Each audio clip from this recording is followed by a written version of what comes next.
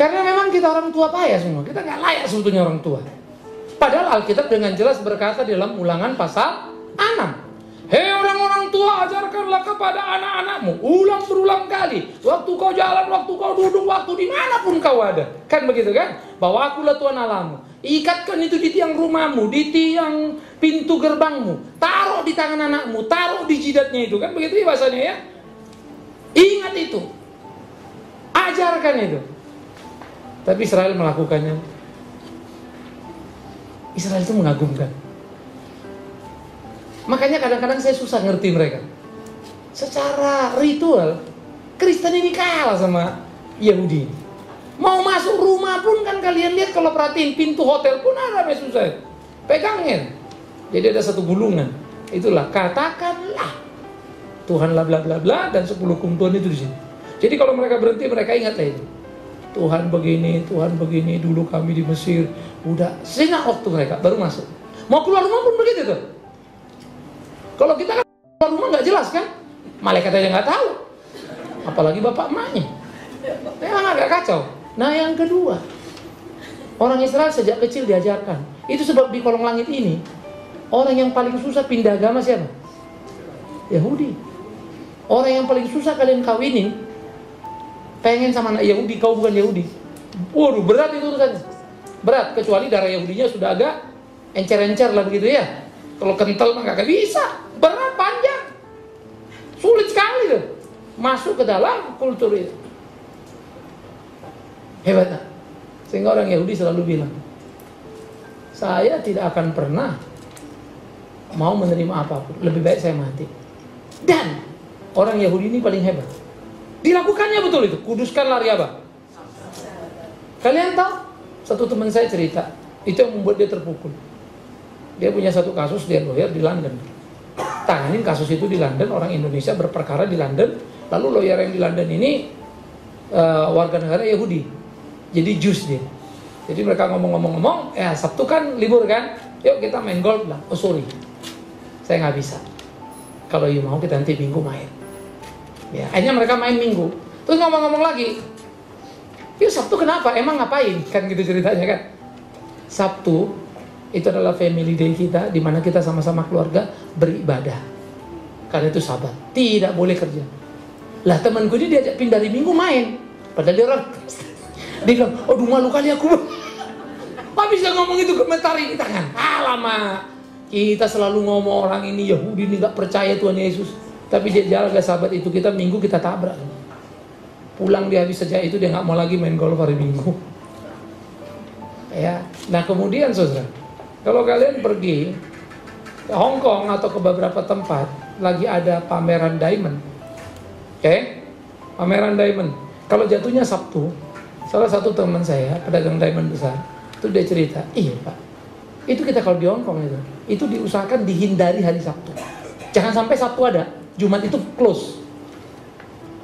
Kenapa? Karena kalau Sabtu Yahudi nggak bakal datang. Itu nanti counter, ya udah 3/4-nya tutup.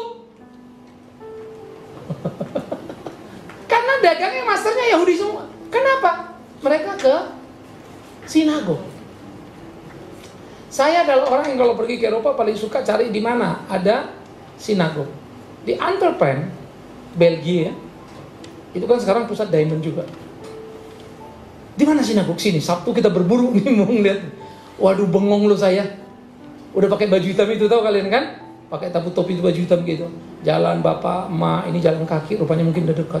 Yang satu lagi naik tahu, bapaknya nyetir sendiri, naik Rolls Royce. Si brand new, puset keren. Tapi pakainya hitam itu. Naiknya Rolls Royce. Kita suruh pakainya susah setengah mati. Padahal minibusnya kita naik. Nangkap maksud saya? Sudah bertingkah, nggak mau pakai ini, nggak mau begini. Heran. Menunjukkan identitas itu kita kalah. Dalam hal ini kita mesti belajar sama orang Yahudi. Orang Kristen gagal menerapkannya. Itu sebab sekolah minggu jadi penting. Celakanya orang tua naruh anak-anaknya ke sekolah minggu. Ajari anakku ya. Loh bapak kemana? Mau tidur dulu. Di dropnya anaknya tidur dia. Makanya kurang ajar orang tua sekarang ya. Sorry ya, kalian perhatikan baik-baik. Dan saya akan berkata dari mimbar ini, mumpung ada pertanyaan ini, barang siapa kalian orang tua tidak mengajar anakmu, kalau orang tua yang celaka, dan Tuhan akan menggugat kalian. Ya, saya ngajar semua anak saya. Tidak tentu anak saya baik. Capek kepala juga kadang-kadang. Itu diajar, belum tentu proses mereka bertumbuh. Hidup kita model. Coba begini, papa begini. Nggak selalu mereka bisa tangkap. Harapan kita nanti makin gede. Tapi ada role yang harus mereka paham. Nah ini proses. Ya, itu sebab saya amat sangat kagum baca Alkitab.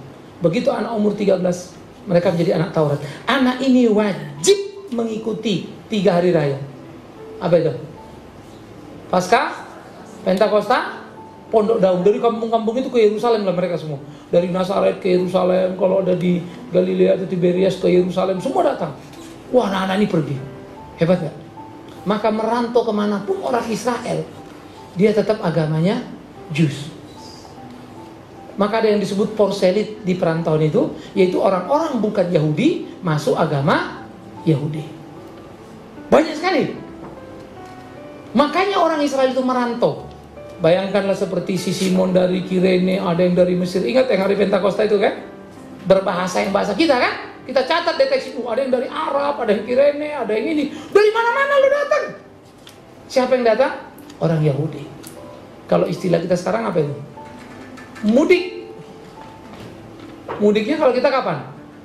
Lebaran, tapi mudiknya kagak jelas mau ngapain ya. Kalau dia terbalik, datang dia dari luar kota untuk apa? Ibadah. Berapa setahun? Gila nggak tuh? Dijalanin loh. Saya kadang-kadang mikir, waduh, luar biasa ya. Ayo kita tanamkan sama anak-anak kita. Yes. Ya. Saya paling jengkel kalau anak-anak saya tahu nggak pergi kebaktian atau apa. Maka kalau alasan, saya nggak bisa terima apapun. Mereka harus belajar mengutamakan pelayanan. Omong kosong, mereka bisa sukses hidup kalau bukan berkat Tuhan. Dan saya selalu teriak sama anak saya, kalau bapakmu hidup seperti ini, itu kemurahan Tuhan. Jangan sampai kemurahan Tuhan nggak ada sama kalian. Maka hiduplah takut tuh Tuhan. Nah memang kita harus ajar. Jadi memang kalau mau jujur, gereja fail. Yes. Nah gereja pun menjadikan sekolah minggu tempat apa? Penitipan anak. Kacau. Nah maka kemarin kita ada seminar sekolah minggu, apa kelas saya, acara pembinaan calon guru sekolah minggu. Belajar, ngerti. Makin memahami memang luar biasa ya.